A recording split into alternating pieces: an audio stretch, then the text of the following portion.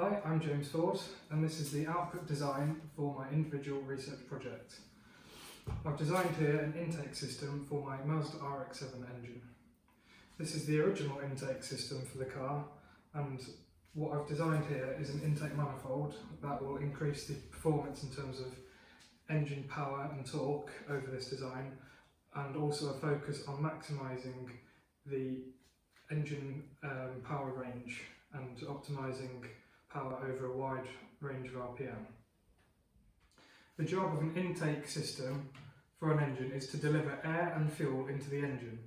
The more air and fuel delivered to the engine will produce more power. So if we have more air that is moving quickly, or more air that is higher pressure moving into the engine, that will produce more power than a more restricted intake manifold that will deliver less air and fuel to the engine and at a lower pressure. This intake manifold that I've designed is a direct replacement for the original intake manifold from the car. But the difference is this intake manifold has 4 individual separate runners, and it's a variable length manifold which changes the length of the overall system. The original design merges the 4 individual runners from these ports into a single opening, and also it's a fixed length design from the original car. The benefit of the variable length design means that we can change the length dependent on the engine RPM, and what this allows us to do is take the benefit of the theory of Helmholtz resonance to produce more power at the engine. This works by taking the intake pulse through the manifold and into the engine, and then as that air is moving through the manifold and the intake port closes during the intake cycle of the engine, as this port closes, the velocity and the momentum of the air moving down hits that closed port, and what that does, it creates a high pressure area, and that high pressure area reflects back up the intake manifold, and then when it reaches the open end, it will then reflect again and move back down the intake manifold. To gain power from this, as the high pressure wave moves back down towards the engine, if that is timed correctly with the engine RPM, as the intake port opens again, we'll get a high pressure wave at the intake and as the intake opens. However, because the engine is changing speed, the frequency at which the wave will return back to the intake manifold changes, because the speed for the intake wave to move up and down will always be the speed of sound. So the way that we control the time that that wave arrives back at the intake is by changing the length of the intake system, something that the original intake manifold cannot do.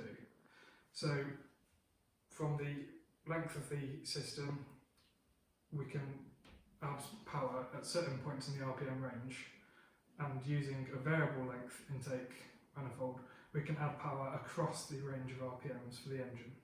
The design process for this intake system was first to take the interface from the original manifold which passes to the engine and replicate that.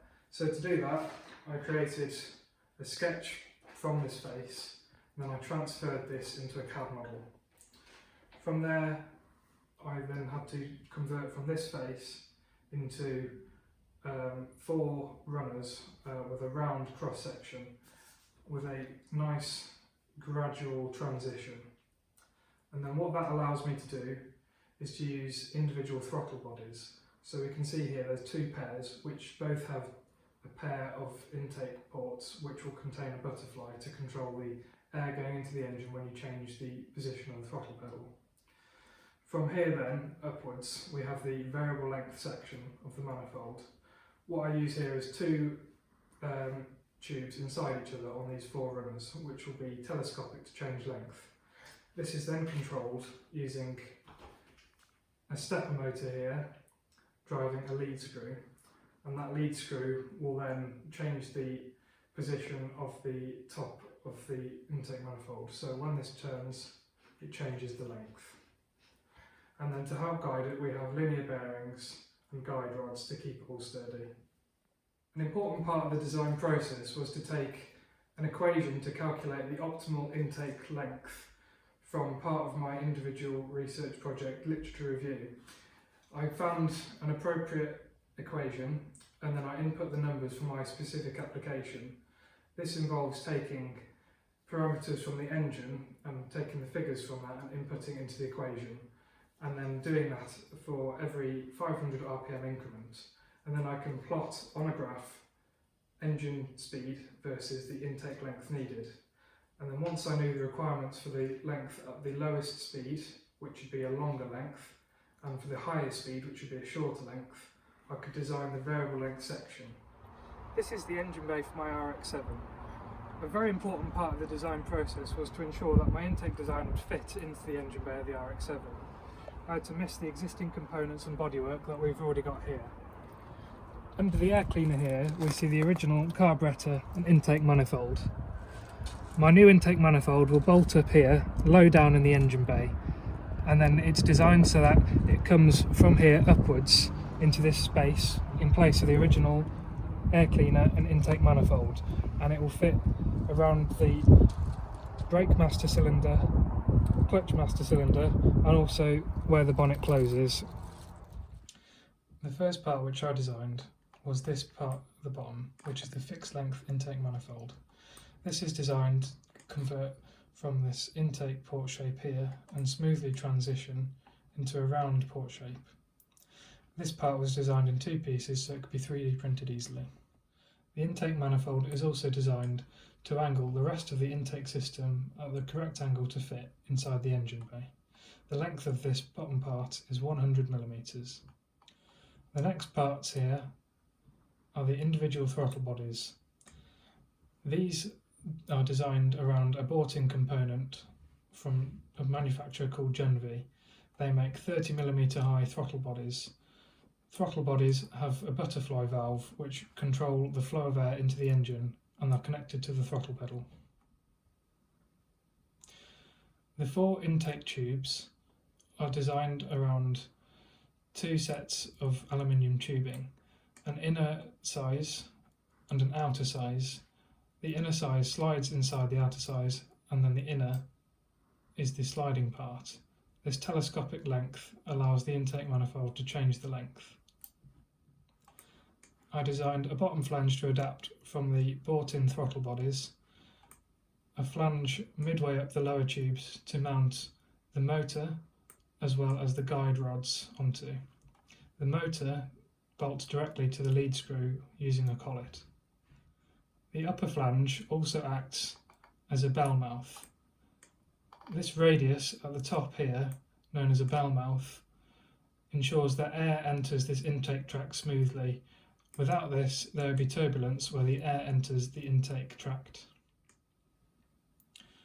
The two guide rods here allow linear bearings to run along them and support the moving proportion of the intake manifold. The fixed length of the bottom of the intake manifold and the individual throttle bodies is 100mm from the engine side, where it bolts to the engine, to the top of the individual throttle bodies. This, combined with the length of the variable length intake tubes here, gives the optimal length for the engine when it's at its lowest engine RPM. And then when it's at its shortest length, this gives the optimal length for the engine when it's at the top of its engine RPM range, and it can be continually varied between the upper and the lower limits of the engine speed. The stepper motor is controlled using an Arduino, which is programmed to take the engine intake speed and convert that into the length needed and tell the motor to drive the intake manifold to the correct length. This Arduino uses a stepper motor driver here and a wiring loom to connect to the motor. To bench test this setup, I've used this power supply to put in the correct input voltage and current. The next stage of this project would be to implement it beyond just a mock-up prototype using 3D printed materials into a real thing that could be used in the car engine bay.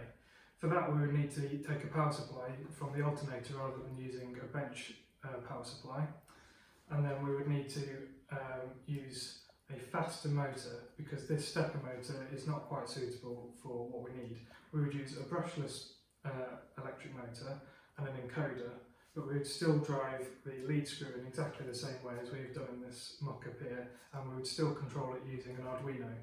The Arduino would read the engine RPM from the negative side of the ignition coil because as the engine is rotating, the ignition always fires at the same point in the engine cycle, and as the engine speed goes up, that time that the ignition fires will speed up.